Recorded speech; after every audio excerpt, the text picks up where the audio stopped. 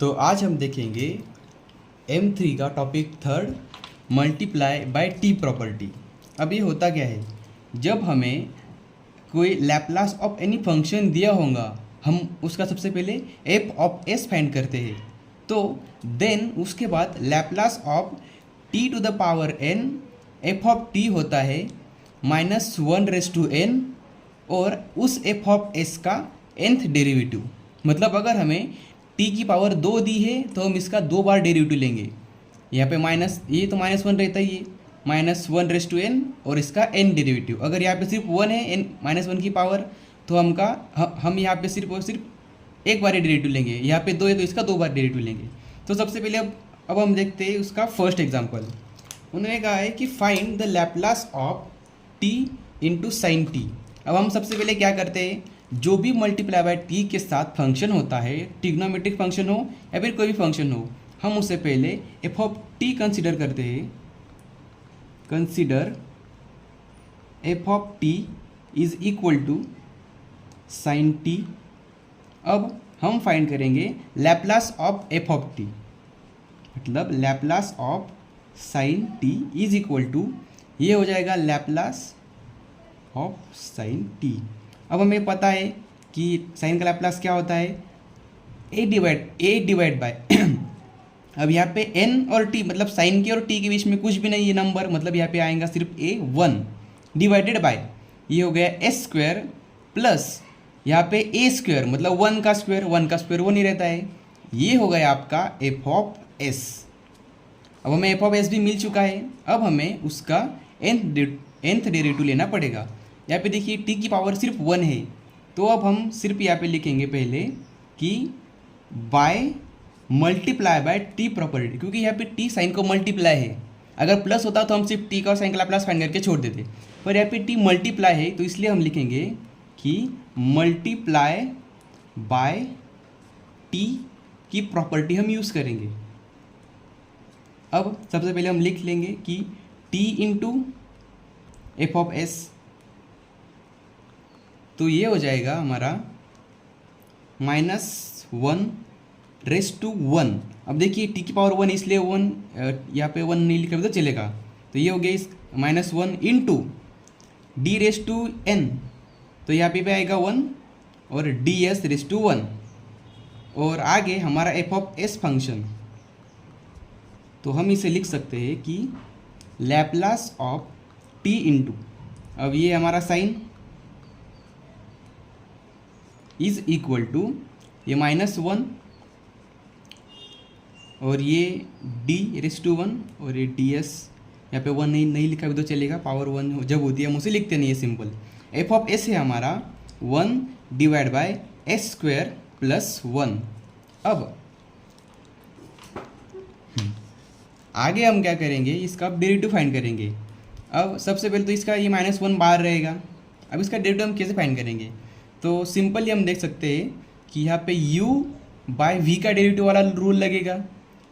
अब u bye v rule होता क्या है, तो u बाय v रूल में क्या करते हैं, सबसे पहले हमें इसे ऊपर वाले फंक्शन को u और नीचे वाले फंक्शन को v मानना पड़ता है। तो u बाय v का रूल ऐसा है कि v constant derivative of u, मतलब second constant derivative of first minus, अब हमने u को डिफरेंशिएट किया तो सिर्फ u को कांस्टेंट लेंगे और v को डिफरेंशिएट करेंगे, ds ऑफ v, मतलब second constant derivative of first minus first constant derivative of second, और लास्ट में हम लिखेंगे डिवाइडेड बाय v का स्क्वायर, मतलब जब जो भी टर्म डिवाइड होंगी उसका स्क्वायर। अब सिर्फ हम इस फॉर्मूला में ये -1 बाहर रहेगा। अब v की वैल्यू क्या है हमारे पास, v है s स्क्वायर प्लस 1, ये है s square plus 1 into derivative of u का डेरिवेटिव मतलब 1 का डेरिवेटिव, ये हो गया d/ds ऑफ 1 माइनस, अब u कांस्टेंट मतलब 1 कांस्टेंट और डेरिवेटिव ऑफ v, मतलब derivative of s square plus 1 divided by v का स्क्वायर। अब हमारे पास v है s स्क्वायर प्लस 1, इसका भी स्क्वायर। अब हम इससे आगे सॉल्व करेंगे और -1 बाहर ही रखेंगे।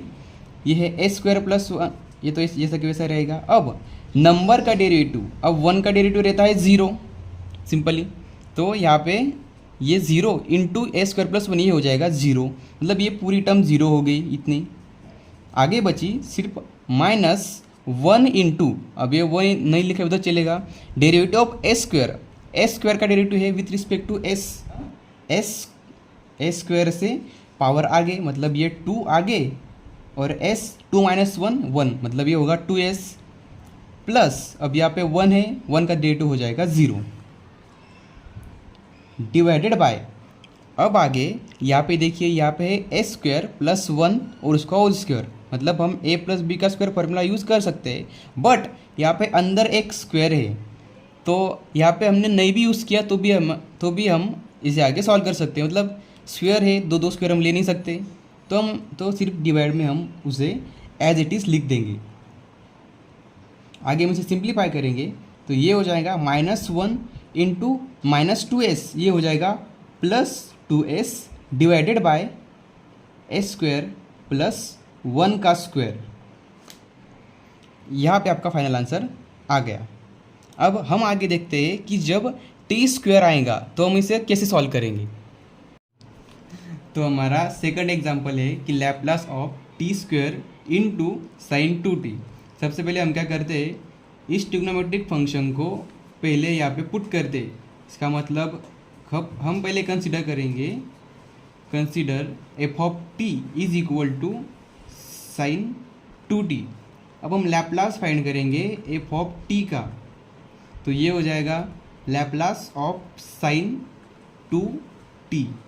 तो अब साइन 2t का लैप्लास क्या आएगा, साइन का लैप्लास का फॉर्मूला हमें पता है, a divide by a square plus a का स्क्वायर, तो ये हो जाएगा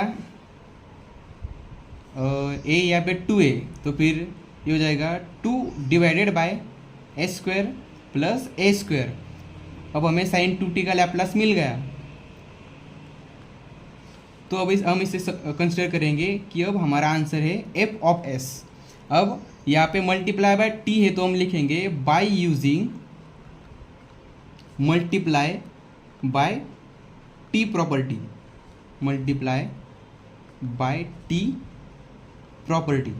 तो हमारी प्रॉपर्टी क्या की थी, मल्टीप्लाई बाय टी की, यहाँ पे आया है टी स्क्वायर, ये साइन 2t, तो हम इसे लिखेंगे कि निगेटिव डेरिवेटिव, मतलब ये हो जाएगा -1 का square D square D S square और हमारा एफ ऑफ एस, ठीक है। तो -1 का स्क्वायर ये हो जाएगा +1, और +1 इंटू एनीथिंग, वो नहीं भी लिखा तो भी हम वो नहीं भी लिखा तो चलता है। तो आगे हमें क्या मिला है, D square D S square, F of S है हमारा 2 divide by S square plus 2 का स्क्वायर है 4, और यहाँ पे भी 4 आएगा, 2 का स्क्वायर 4, ओके। तो ये आगे हो जाएगा। अब इसका हमें डिफरेंशिएट करना है, तो हम इसको u और इसको v मान लेंगे, मतलब हमने न्यूमरेटर को u माना और डिनोमिनेटर को v माना। तो हमें पता है कि u बाई v का रूल क्या है, सबसे पहले कि v constant derivative of u minus u constant derivative of v divided by v का स्क्वायर। ये भी यही फार्मूला, इस फार्मूला में हम इनकी वैल्यू पुट कर लेंगे। हमारे पास v क्या है, ए स्क्वायर प्लस 4, तो ये हो जाएगा, हम पहले ये स्क्वायर है इसमें से हम एक बार ले लेंगे, तो ये हो जाएगा d बाई डी एस। अब अंदर ब्रैकेट में रहेगा derivative of 2 divide by a square plus 4। अब हम इसे आगे कैसे सॉल्व कर सकते हैं कि ये d बाई डी एस जो दूसरा वाला ये बाहर रखेंगे, अब अंदर करेंगे u बाई वी का रूल अप्लाई करेंगे। तो सबसे पहले v कांस्टेंट, मतलब S square plus 4 constant derivative of 2 minus u constant, मतलब अब 2 कांस्टेंट और derivative of S square plus 4 divided by v का स्क्वायर मतलब एस स्क्वायर प्लस 4 का स्क्वायर। अब हम इससे आगे सॉल्व करेंगे तो ये जो सेकंड वाला d बाई डी एस है ये बाहर रहेगा, अंदर क्या है सिर्फ अब ये एस स्क्वायर प्लस 4 अब डेरिवेटिव ऑफ एनी नंबर वो रहता है जीरो, मतलब इधर जीरो मल्टीप्लाई का मतलब ये पूरी टर्म आपकी जीरो हो जाएगी, माइनस टू इंटू, अब डेरिवेटिव ऑफ एस स्क्वायर ये हो गया 2s और प्लस जीरो, अब ये 4 का जीरो हो जाएगा, आगे डिवाइड बाय, अब ये है एस स्क्वायर प्लस 4 का स्क्वायर। अब हम इसे सिंपलीफाई में लिख लेंगे कि ये डी बाई डी एस, ये तो ज़ीरो हो गया, हमारे पास बचा सिर्फ माइनस टू इंटू 2s, तो ये हो जाएगा 2 इंटू 2 4s, ये हो गया 4s divided by S square plus 4 का स्क्वायर। अब हम इसी एग्जाम्पल को आगे कंटिन्यू करते हैं, तो हमें वहाँ पे मिला था D bye D S,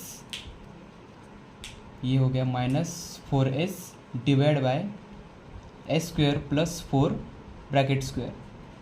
okay, so तो अब हम यहाँ पे फिर से u बाई वी का रूल अप्लाई करेंगे, तो ये हो जाएगा। अब आगे इसका हमें डेरिवेटिव लेना है, तो u बाई वी का रूल का क्या है, v constant derivative of u, मतलब second constant derivative of first minus first constant derivative of second divided by second का स्क्वायर, मतलब v का स्क्वायर। तो अब हम ये रूल यहाँ पे अप्लाई करेंगे, मतलब ये हमारा v और ये हो गया हमारा u। तो सबसे पहले v कांस्टेंट, मतलब एस स्क्वायर प्लस 4 कांस्टेंट और डेरिवेटिव ऑफ u, मतलब फर्स्ट, ये हो गया -4 इसका डेरिवेटिव, माइनस फर्स्ट कांस्टेंट मतलब -4s constant derivative of second S square plus 4 का भी स्क्वायर, मतलब bracket square, divided by V square, मतलब ये है एस स्क्वायर प्लस 4। अब यहाँ पे अगर हमने ठीक से देखा तो ये S square plus 4 bracket square है, मतलब इस ब्रैकेट का स्क्वायर का भी स्क्वायर है, मतलब यहाँ पे 2 था तो यहाँ पे 4 आ जाएगा। और अब हम इसे आगे सॉल्व करेंगे, तो सबसे पहले तो एस स्क्वायर प्लस 4 का square constant, 4 bracket square constant, आगे -4s का डेरिवेटिव। अब देखिए सबसे तो पहले -4s का डेरिवेटिव अगर हमने ठीक से देखा तो यहाँ पे एक एस और ये एस कट हो गया, तो सिर्फ बचेगा -4। अगर -4 आता तो वो 0 हो जाता, बट यहाँ पे एक वहाँ पे एस है तो एस का 1 हो गया और ये 1 इंटू 4 -4 हो गया। और अब ये माइनस और माइनस ये हो गया प्लस, अब ये 4s। अब हमने यहाँ पे ठीक से देखा तो ये है derivative of S square plus 4 bracket square, मतलब यहाँ पे कौन सा रूल अप्लाई होगा, सबसे पहले यहाँ पे अप्लाई होगा x raise to n is equal to n into X power -n-1, मतलब हमारा x है यहाँ पे एस स्क्वायर प्लस 4, n है 2, मतलब 2 को हमें आगे लेना पड़ेगा और यहाँ पे 1 लिखना पड़ेगा। वो कैसे, तो हम आगे देखते हैं। तो ये हो जाएगा, इसका डेरिवेटिव हो जाएगा 2 in bracket S square plus 4 raise to, यहाँ पे 1 नहीं लिखा भी तो चलेगा, okay, divided by S square plus 4 raise to 4। तो ये आगे हो जाएगा हमारा।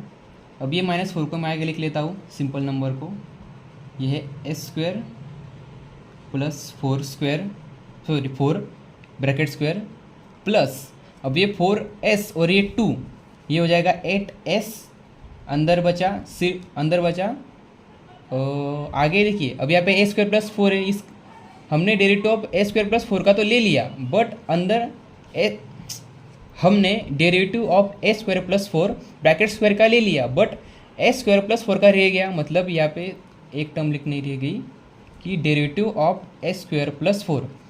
अब इसका हो गया पावर का डेरिवेटिव, अब हम सिंपल ए स्क्वायर प्लस 4 का भी डेरिवेटिव लेंगे, तो ये हो गया 8s and in bracket S square plus 4 जैसा का वैसा इनटू, अब डेरिवेटिव ऑफ एस स्क्वायर ये हो गया 2s और ये 4 का तो 0 आ जाएगा, सिर्फ 2s आएगा, divided by S square plus 4 raise to 4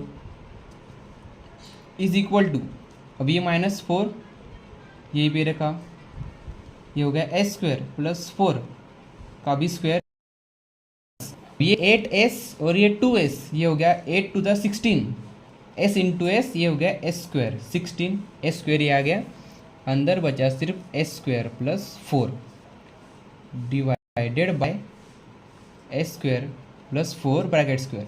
अब आगे अगर हमने ठीक से देखा तो यहाँ पे एस स्क्वायर प्लस 4 और यहाँ पे एक एस स्क्वायर पर प्लस 4 आया है, बीच में प्लस है, मतलब हम इसे कॉमन ले सकते हैं।